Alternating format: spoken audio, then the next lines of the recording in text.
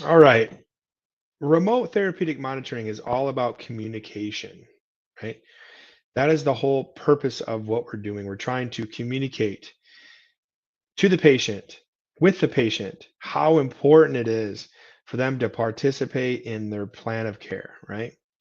And so I talk a lot about when you're doing RTM right, you really should have a mindset as the person who's doing the monitoring and the therapist who's setting up and educating the patient on how to use the digital home program. We should be thinking about motivational interviewing. What is motivational interviewing? If you don't know what it is, I would encourage you to dive deep.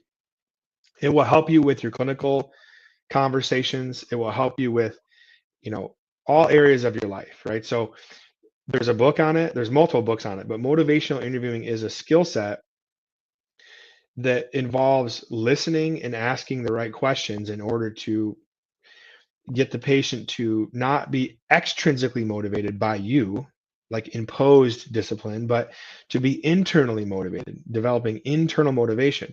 And so, motivational interviewing really highlights that there's really only three ways to communicate with a patient or a person. And there's three ways. Number one is we can inform somebody, we can actively support them or supportive listening, supportive conversation.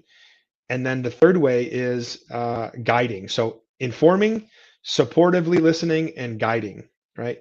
And the book highlights how most people are not ready to be informed or guided until they let you in, right?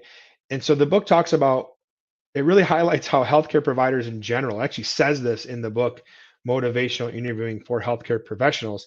The first chapter talks about studies that show that the average amount of time when a patient sees a doctor or a healthcare professional is 7 seconds in the room before the healthcare provider interrupts the patient and then starts to inform them about whatever it is that they want to tell them about their condition or their health.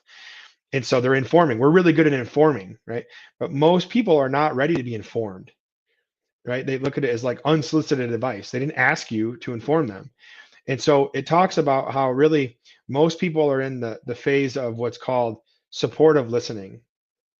And meaning they just, and this is funny because it's like that with my wife. She tells me she's venting about something, and then I immediately want to inform her about the solution. And she's like, why do you stop trying to fix these things? I just want you to support me and listen to what I have to say. Well, most people are like that. Like they want to just, and so actively listening is like the first step.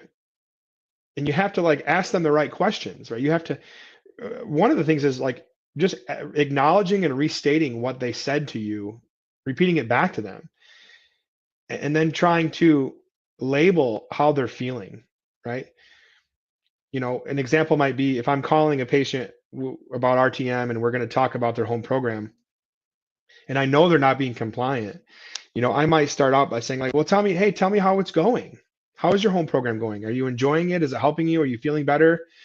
And let them talk. And then let's say they tell you like how bad it's going. And then you might at the end of that say, well, okay, um, what I'm hearing from you is, X, Y, and Z, and then label it. Like it sounds like you're really frustrated, or it sounds like you're, losing hope or whatever. But like just trying to like ask questions to get them to move from the supportive listening phase to the next phase, which is really what we want to be in. It's not informing, but it's guiding. So that's the third way. Right? You have informing, guiding, and supportive listening. We want to be their guide through this process. The guide, and again, the guide is not telling them what to do. It's asking questions so that that help them understand what their goals are, how they would feel when they meet those goals. So you're trying to future casting on what it's going to be like when they meet their goals.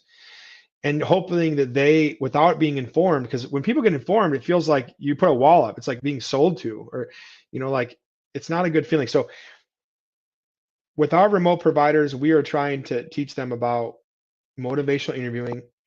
We want to start with the supportive listening phase, and then we want to move into a guide. We want to try to resist the urge to inform them, um, unless they ask, which is great. That's how you know you're doing a good job. If they ask you, well, what do you think I should be doing? You think this is enough? No, I don't. right?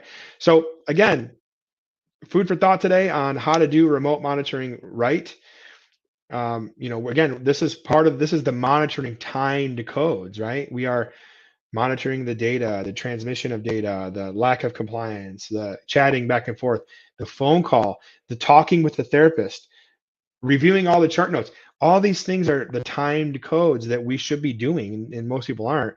But then when we're doing it, we should be doing it right, which is thinking like, what is the purpose of this?